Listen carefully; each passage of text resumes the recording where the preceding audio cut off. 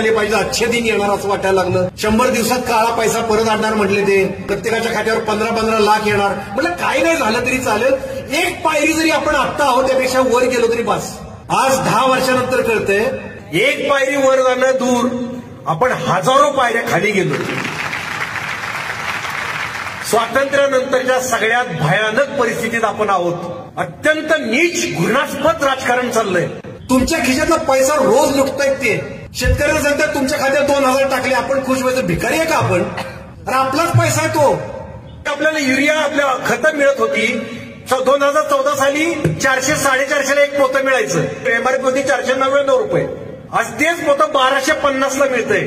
त्याच्यावर एमआरपी दाखवतायत 2500. आज आपल्या धान्याला भाव काय आहे? तो वाढलाय का? तो नाही वाढलेला. इन्कम नाही वाढला आपला. तुमचे लाखो रुपये काढून घेतलेत आणि तुम्हाला 2000 रुपये महिना टाकतायत खात्यावर तुमच्या. तिकडे पंजाब हरियाणाचे शेतकरी तिकडे बॉर्डरवर जाऊन बसलेत, तुमच्यासाठी जाऊन बसलेत. त्याच्यावर गोळीबार होत आहेत, त्यांच्या अश्रुधुराची नळखंडी फोडली जाते. ह्या बातम्या तुम्हाला दाखवत नाहीत. मणिपूरच्या बातम्या तुम्हाला दाखवलेल्या नाहीत. आपल्या भगिनींना निर्वस्त्र करून फिरवले. महिला सबलीकरणाचं सगळ्यात मोठं उदाहरण कुठलं तर महिला कुस्ती खेळायला लागल्या, पुरुषांच्या बरोबरीत उभ्या राहिल्या.